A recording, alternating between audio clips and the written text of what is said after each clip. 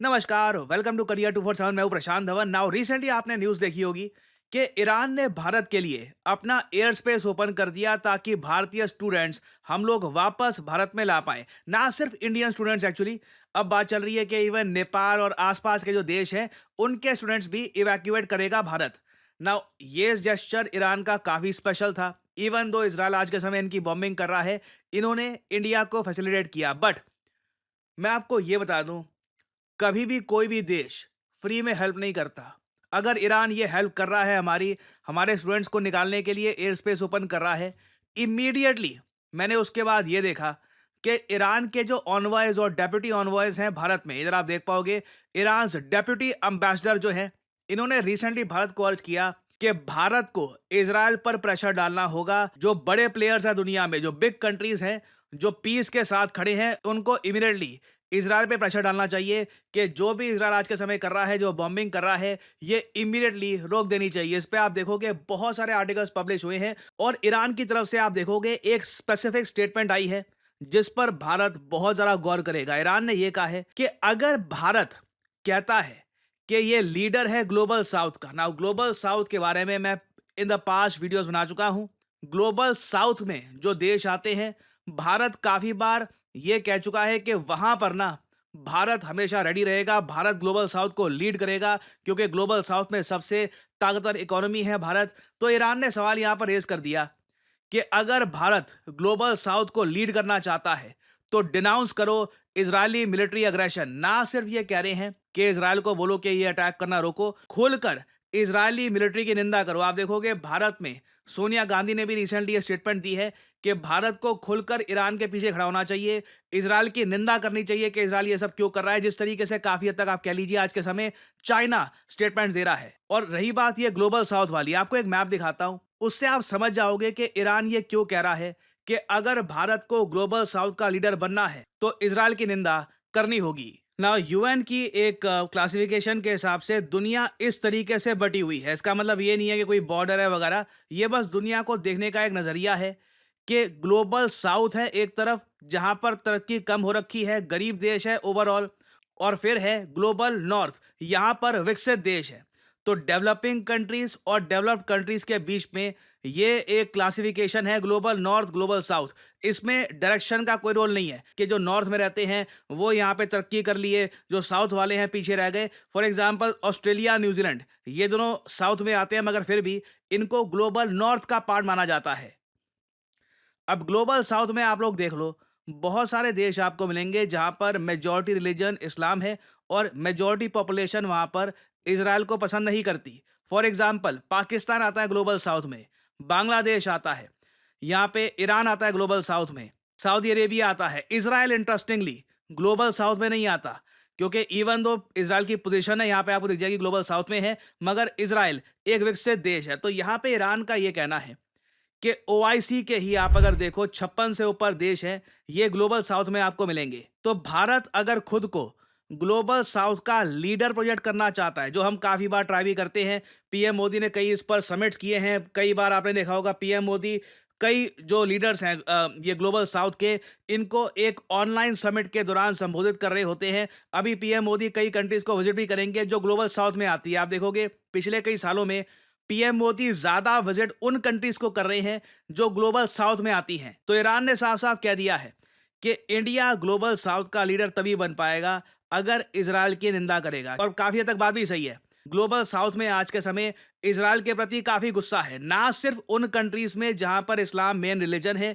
Even for example अगर मैं देखूं साउथ अफ्रीका में, आप देख लीजिए, south Africa is predominantly a Christian country, यहाँ पर मेन रिलीजन क्रिश्चियनिटी है, मगर तब भी ये लोग सबसे बड़े आलोचक है इजराइल के।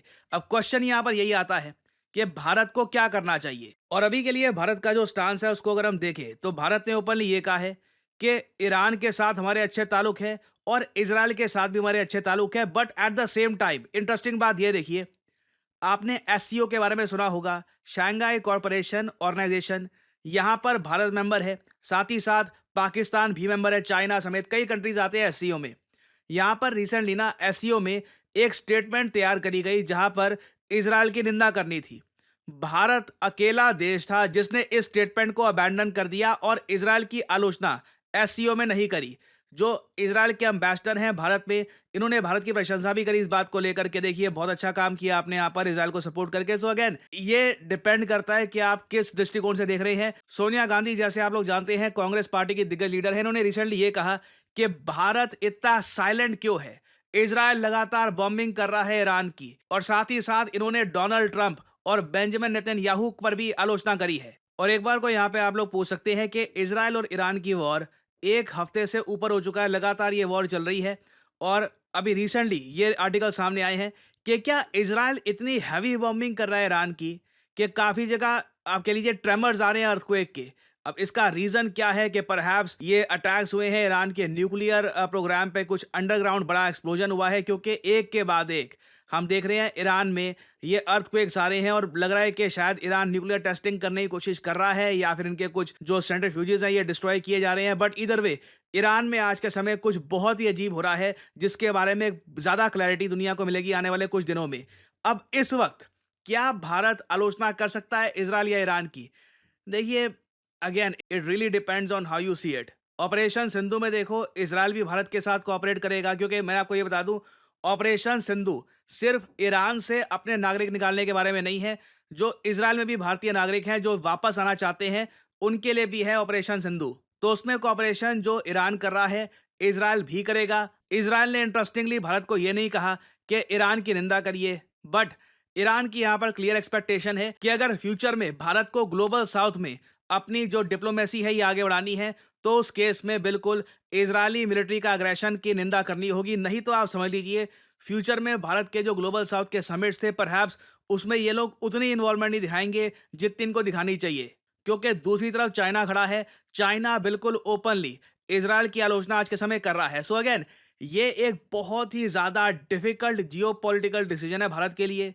एक तरफ तो ये है कि भारत का सपना कि ग्लोबल साउथ का लीडर बनना है, दूसरी तरफ अगर हम ये देखें तो जो आईमैक कॉरिडोर है, India middle east economic corridor, ये लिटरली अगर हम देखें तो इजराइल के थ्रू जाएगा। और अगर मान लीजिए इजराइल ने ईरान में रजीम चेंज कर दिया तो उस केस में ग्लोबल साउथ में आप देखोगे एक बड़ा बदलाव वैसे ही आपको देखने को मिलेगा। तो यहां पर मैं जानना चाहूंगा आपका ओपिनियन, सिंस लाखों लोग देखेंगे वीडियो, कमेंट सेक्शन में करिए। Should India condemn Israeli military action? क्या भारत को इजरायली मिलिट्री एक्शन जो ईरान पे हो रहे हैं इसकी निंदा करनी चाहिए या नहीं करनी चाहिए? यस या नो में आंसर दीजिएगा। मैं जानना चाहूंगा यहाँ पे आपका क्या ओपिनियन है। देखिए मेरा मानना है अगर आज के समय आप आर्टिफिशियल इंटेलिजेंस का इस्तेमाल नहीं कर रहे काम में तो आप किसी और ही युग में जी रहे हैं, क्योंकि एआई की मदद से आप बहुत सारी जॉब्स कर सकते हैं, आप बहुत सारा पैसा कमा सकते हैं, अपने आप को अपस्किल कर सकते हैं। फॉर एग्जांपल अगर मान लीजिए मैं दिखाना चाहता हूं कि कैप्टन अमेरिका ये मुंबई के किसी बिजी स्ट्रीट में वड़ा पाव खा रहा है और उसके ऊपर एक बहुत ही अट्रैक्टिव टेक्स्ट में लिखा है यमी, तो मैं आसानी से कर सकता हूं सही प्रॉम्प्ट डालकर। और इधर आप लोग देख सकते हैं it was just that easy. इसके बहुत सारे वेरिएंट आप बना सकते हैं। अगर मैं चाहूँ कि इस इमेज को मैं मूव करवाना चाहूँ तो इस तरीके से, जैसे कि अपनी स्क्रीन पे आप देख पा रहे हैं, मैं बहुत सारे जनरेटिव एआई सॉफ्टवेयर की मदद से इस इमेज को मूव करवा सकता हूँ, एक स्टोरी क्रिएट कर सकता हूँ। I can pretty much do anything. और ये सिर्फ एक छोटा सा एक बहुत ज़्यादा छोटा सा एस्पेक्ट है जनरेटिव एआई का। जनरेटिव एआई की मदद से आप किताबें लिख सकते हैं, आप पर्सनालिटीज क्रिएट कर सकते हैं। You can pretty much do anything you want. और अगर आपने सही जगह से जनरेटिव एआई का कोर्स कर लिया तो मैं आपको बता दूं आप एक प्रॉम्प्ट इंजीनियर के रूप में नौकरी कर सकते हैं। जी हाँ, प्रॉम्प्ट इंजीनियर। कई लोगों को पता ही नहीं है कि ये नौकरी एग्जिस्ट भी करती है। कई लोग आराम से साल का 4 लाख से लेकर 6 साढ़े 6 लाख, जी हाँ, जो रियलिस्टिक सैलरी होगी वही मैं आपको बताऊंगा। कई लोग होंगे जो आज के समय कहते हैं कि जी हमारा कोर्स कर लो फिर 25 30 50 लाख वगैरह। जो रियलिस्टिक चीज़ होगी वही मैं आपको बताऊंगा। प्रॉम्प्ट इंजीनियर को गूगल कर लीजिएगा, प्रॉम्प्ट इंजीनियर जॉब्स, आराम से 4 लाख से लेकर 6.5 के आसपास सैलरी होती है उसकी। और डिपेंड करता है आपके एक्सपीरियंस पे। And you can start your career. आप खुद का एआई स्टार्टअप कर सकते हैं, आप कंटेंट क्रिएटर बन सकते हैं। आप लोगों ने मुझको देखा है, मैं कंटेंट क्रिएशन में एआई का कितना इस्तेमाल करता हूं। आप सबको पता है। तो अगर आप जनरेटिव एआई को प्रोफेशनल तरीके से सीखना चाहते हैं, लाइव क्लासेस से, कि जहाँ पे आपके सामने टीचर हो, आप टीचर से सवाल पूछ पाओ कि जी ये प्रॉम्प्ट ऐसे क्यों डाला है, ये प्रॉम्प्ट में ये चीज़ अगर मैं ऐड करूँ तो रिजल्ट ऐसे क्यों आता है, ये सब चीज़ें आप समझना चाहते हैं तो करियर 247 का जनरेटिव एआई कोर्स हमने कर दिया है लॉन्च। आपको सिंपली क्या करना है, वीडियो के कमेंट सेक्शन में जाइए, यहाँ पे आपको लिंक मिल जाएगा our generative AI for all. Now ध्यान दीजिएगा, इस कोर्स का नाम हमने स्पेसिफिकली रखा है जनरेटिव एआई फॉर ऑल। आप एक बिगिनर हैं, आपकी अभी तक नौकरी लगी नहीं है, आप नौकरी कहीं पर कर रहे हैं, खुद को अपस्किल करना चाहते हैं, कंटेंट क्रिएटर हैं, बेसिकली आप किसी भी स्टडी में आते हैं तो करियर 247 का जो ये जेन एआई फॉर ऑल है, ये आपको काफ़ी हद तक हेल्प करेगा। और इस पूरे प्रोग्राम के एंड में ना, खुद का एआई स्टार्टअप आप कैसे बना सकते हैं, उसका प्रोजेक्ट भी साथ ही साथ किया जाएगा। ये सभी टूल्स को यूज़ कैसे करना है, ChatGPT, Midjourney, DALL E, various type के आज के समय जो जनरेटिव एआई के टूल्स हैं, इनको इस्तेमाल कैसे करना है, ये सब आप सीख पाएंगे करियर 247 पे। आपको सिंपली करना क्या है, यहाँ पे अपना नाम डालिए, अपना ईमेल आईडी, अपना नंबर और ऑब्वियसली डिस्काउंट कोड यहाँ पर डालना PD10।